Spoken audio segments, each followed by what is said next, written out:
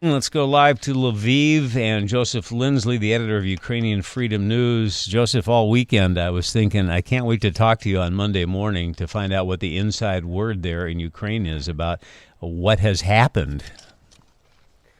Well, I can say I was just talking with a friend about this who's in the military, and I think he summed it up pretty well. He said, whatever these events of Saturday, when the Wagner group, led by Prigozhin, one of Putin's key allies, seemed to be within 2 hours of taking Moscow, and then the whole thing ended, and the leader of the Wagner group fled or was sent, or something happened, and he went to Belarus.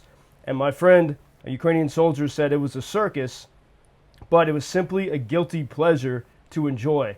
And that was the mood, I think, of so many people throughout Ukraine. We have a great New York Post reporter here right now, and she wrote a great story, but the headline in the Post was that the mood was a mood of exhilaration in Ukraine, and that's not true. I think people, everyone is focused on their work they have to do, on the fight, which is very difficult, but there was a good deal of amusement at this seeming chaos in Russia. A lot of funny memes were exchanged. The emblem of Russia is a two-headed bird, and so it's very popular cartoon to see the two heads of the bird consuming each other. And so I think people took a moment to get at least a good laugh out of it. But the fact is, we don't really know what this whole circus was. We know it was a circus. We don't know if some of it might have been a false flag operation. Vladimir Putin came to power. He was prime minister under Boris Yeltsin in 1999, and there were mysterious bombings in Russia that he used as a pretext to take more power and also to make himself look like a hero to the Russian people. And not long after those bombings, Yeltsin named Putin president. Yeltsin resigned and Putin became president.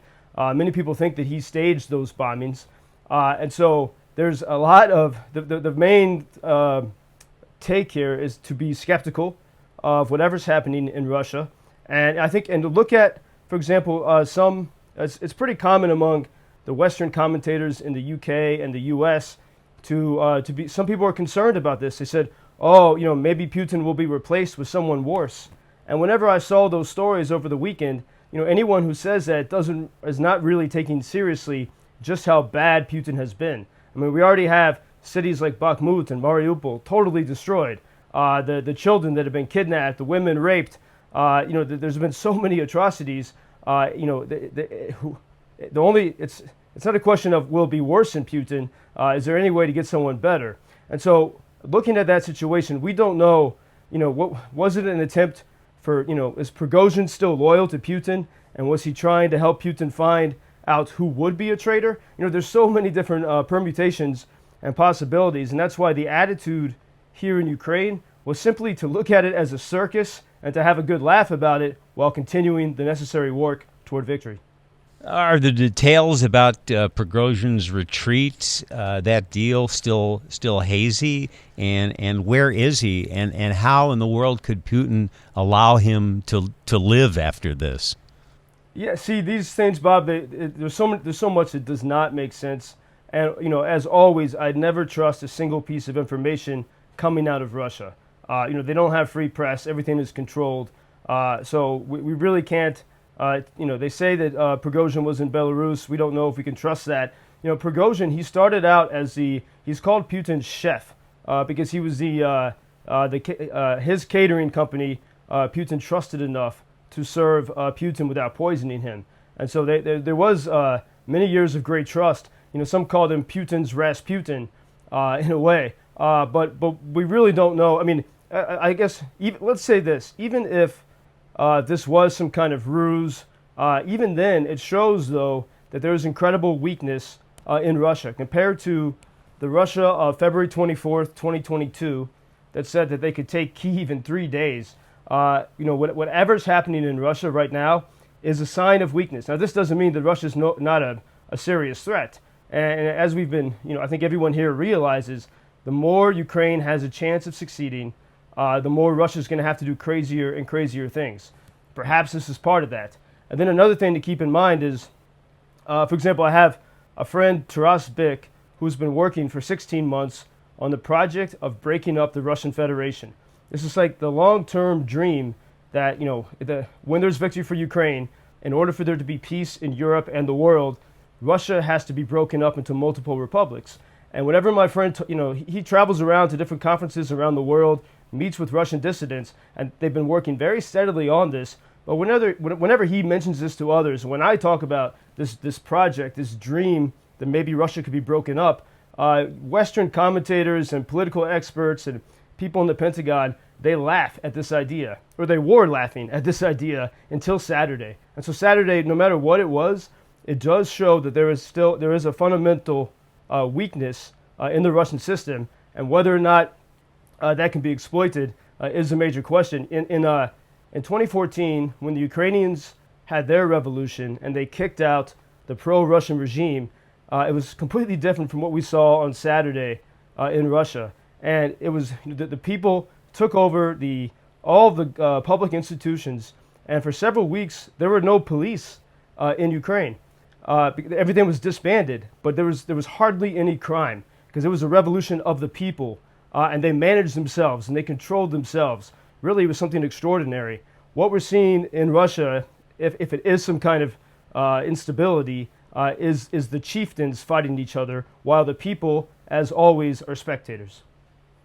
You saw a video and heard people cheering Prigozhin, and you brought up this question: would he be worse than Putin? And, I mean, Prigozhin, he's like a career criminal. He was in prison something like 10 years. He's ruthless. I'm still confused about what his take on the war was, because he certainly criticized Putin, but wasn't he in favor of escalating the war in Ukraine, or was he someone who thought they should just pull back completely? Well, Prigozhin's forces, his private military company, the Wagner Group, which, by the way, also has been meddling in Sudan for many years, where there's a civil war there now. Their main project was to take Bakhmut, and they absolutely destroyed and leveled that city. Everyone here in Ukraine knows someone who's lost life or limb at the hands of Prigozhin's Wagner mercenary private military company. So he's done some of the dirtiest work for Putin. Whatever Putin wanted, Prigozhin was willing to do the worst. What was interesting is that on Friday, whenever this circus began, Prigozhin challenged Putin's justification for the war. He says the whole justification was a lie. They were not going to demilitarize or denazify Ukraine. And it's very interesting. That's the first time there has been a major Russian voice saying that to the Russian people. So that's what signaled to everyone that maybe there is something real here. But why was Prigozhin able to live? Is he still alive? We don't know, and that's why Ukrainians are cautious. Remembering October 8th, 2022, when the Kerch Bridge, the Russian-built bridge from mainland Russia to occupied Crimea, there was an explosion, and everyone here was celebrating. We still don't know who caused that explosion, and 2 days later, you had Russia's the largest, most well-coordinated attack on Ukraine since the beginning of the war. And so there's a sense of, we can smile at sort of the craziness in Russia, but to keep working here. And, when I was reading some of the stories about the Titan, the submarine that sank on its mission to look at the Titanic, there was one of the tributes to one of the British billionaires on the sub, and to the French explorer, and someone wrote a tribute in praise of them, that they were pushing dragons off maps. And pushing dragons off maps, that's the idea of the explorers. In the old days, the maps would have dragons in the unknown places, and the brave people are the ones that go toward the impossible and show us that we don't have to be afraid. And that's exactly what Ukrainians have done, with their foreign allies since February 24th, 2022, to push the dragon off the map, that Russia is something that has to be feared. And maybe these events on Saturday will show most people that this is a moment to keep supplying Ukraine and to strike, to put an end to not only for the Russian people and that craziness there, but to put an end to the daily death and destruction that's happening here in Ukraine. And even as I say this, I have friends who are soldiers recovering or trying to recover with horrible wounds, people who are dying every day in that counteroffensive. And so That's the focus here, is to keep pushing and hope for miracles and hope for meltdowns in the Kremlin. Well, a lot of what happened over the weekend gave a lot of folks hope. So let's hope that continues. Until tomorrow, thank you, Joseph. Thank you, Bob. Until tomorrow. Thank you for introducing Ukraine on your social media pages.